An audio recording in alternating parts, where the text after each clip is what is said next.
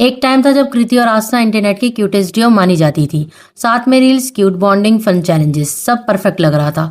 लेकिन फिर अचानक सब खत्म। तो आखिर ऐसा क्या हुआ? उनके पुराने जॉइंट वीडियोस दोबारा वायरल होने लगे और उन क्लिप्स में लोगों ने नोटिस किया कि कृति बार बार ये तो क्वेश्चन आशना के लिए है।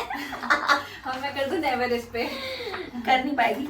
Never have I ever had a braces. Never. मेरे को तो लगा के लगवाए थे तूने। मैं क्यों लगवाऊंगी ब्रेसेस? दंदोड़ी। ये कैसा क्वेश्चन था भाई? मेरे को लगा How rude. कितनी मीन हो तुम। Krishna you look Chinese. ये कृष्णा मैं छोटी हूँ पर मैं सुंदर हूँ।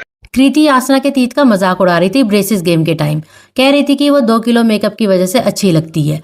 उसके लुक्स पर भी चाइनीज टाइप के कमेंट कर रही थी। कुछ लोगों को लगा ये सिर्फ नॉर्मल मजाक है, लेकिन अगर आप ध्यान से देखो, आसना थोड़ी अनकंफर्टेबल लग रही थी।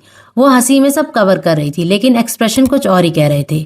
एक बार जोक ठीक है, 2 बार भी शायद, लेकिन बार बार अपीयरेंस पर कमेंट करना बॉडी शेमिंग जैसा फील होने लगता है और वहीं से चीजें ऑकवर्ड हो गई। जुलाई 2025 के अराउंड फैंस ने नोटिस किया आस्था ने कृति को इंस्टाग्राम पर अनफॉलो कर दिया। कोई पब्लिक फाइट नहीं, कोई एक्सप्लेनेशन नहीं, बस एक अनफॉलो। और सोशल मीडिया वर्ल्ड में अनफॉलो का मतलब सबको पता है, मैसेज क्लियर होता है।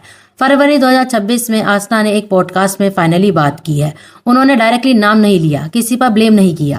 कुछ नहीं, we use to be very good friends but then eventually लोग अलग अलग ग्रो होते हैं और साथ में नहीं बैठ पाता, तो इट्स बेटर टू एंड। कि अगर दोनों साथ में नहीं रह पा रहे तो टॉक्सिसिटी को आगे बढ़ाने की बजाय आई थिंक एंड कर देना चाहिए maturely. And at the end of the day I wish her all the best, कि सब अच्छा ही रहे। And I know she also wish the best for me also.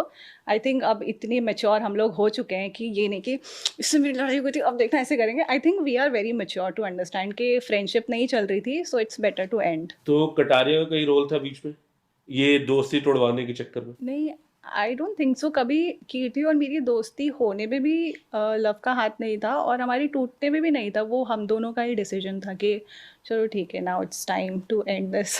तो ये आपका मतलब बेसिकली एज अ बिजनेस के चक्कर में ये सारा खराब हुआ या एज अ फ्रेंडशिप ही खराब हुई? हमारी फ्रेंडशिप ही थोड़ी आई थिंक थोड़ा सार पैच में चली गई थी, तो इस वजह से बस इतना कहा, फ्रेंडशिप टॉक्सिक हो गई थी और वैल्यूज मैच नहीं कर रही थी।